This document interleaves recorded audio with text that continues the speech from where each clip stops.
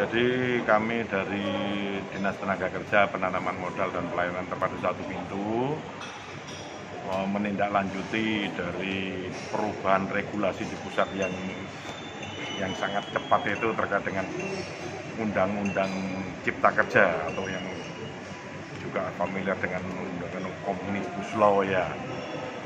Salah satu perubahan besar di sana adalah terkait dengan perizinan berusaha sebagai penunjang investasi, baik itu di tingkat nasional maupun di tingkat daerah, termasuk juga di Kota Malang.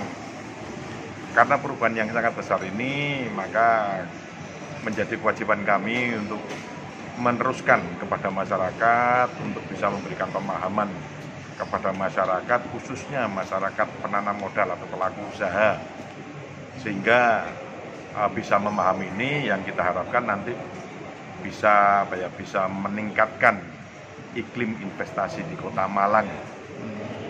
Ada 4 hal utama di sini.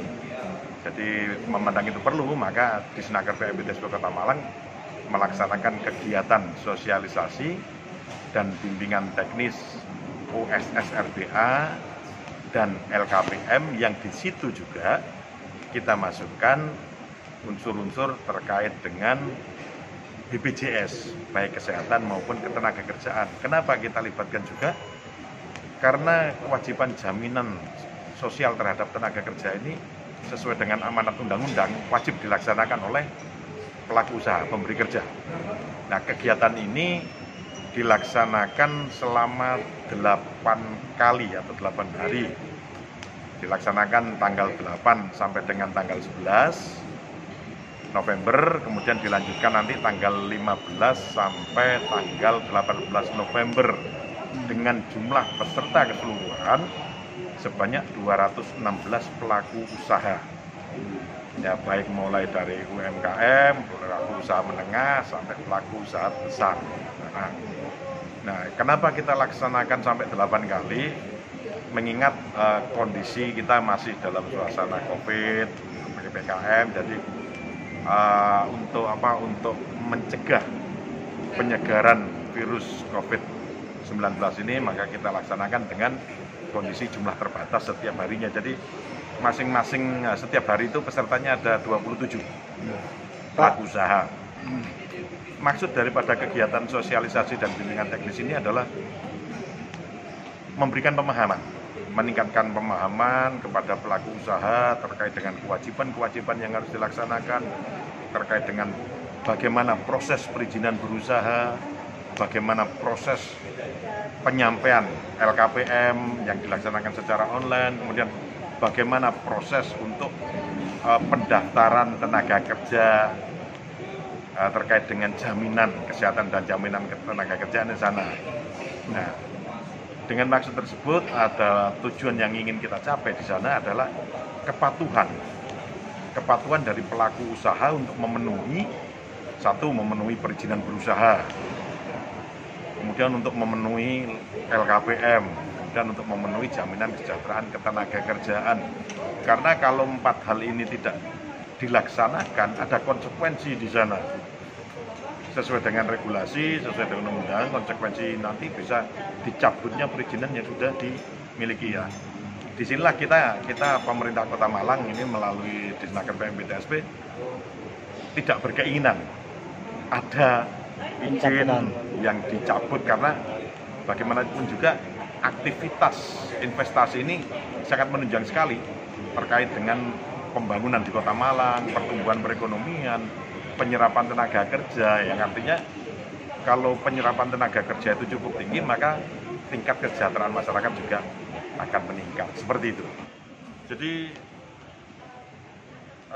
OSS yang berjalan saat ini, yang berjalan mulai di launching Bapak Presiden tanggal 9 Agustus tahun 2021, itu adalah OSS berbasis risiko, Online Single Submission Risk Based Approach. Familiarnya orang-orang mengatakan OSS RBA ya. Nah, sebelum OSS RBA ini diterapkan, mulai pertengahan 2018 sampai dengan Agustus 2021 ini ada dua versi OSS.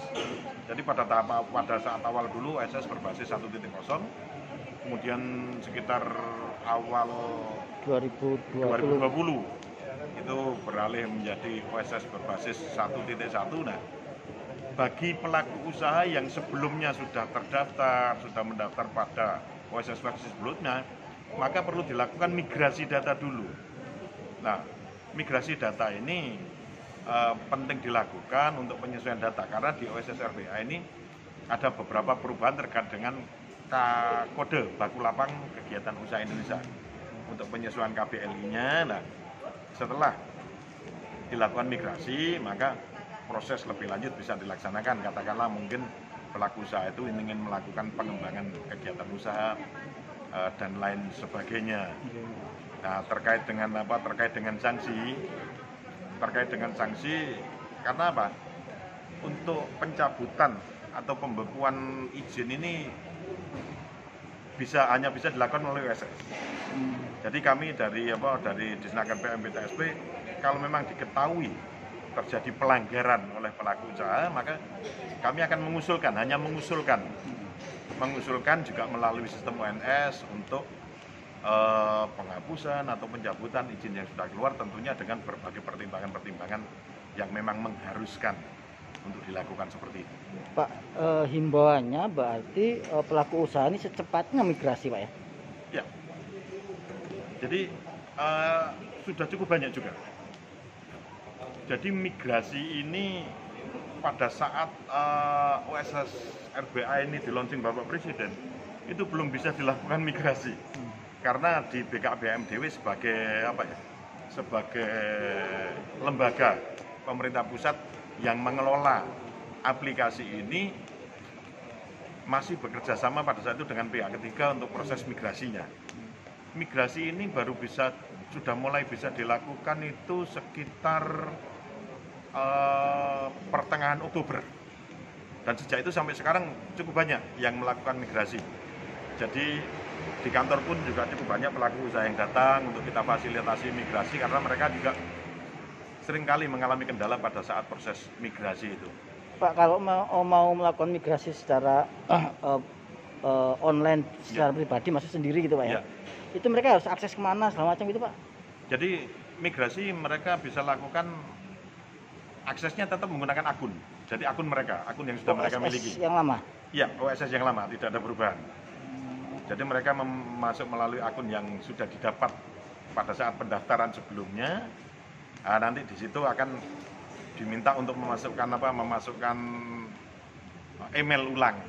Berarti ada fitur migrasi Pak ya? Ada fitur migrasi.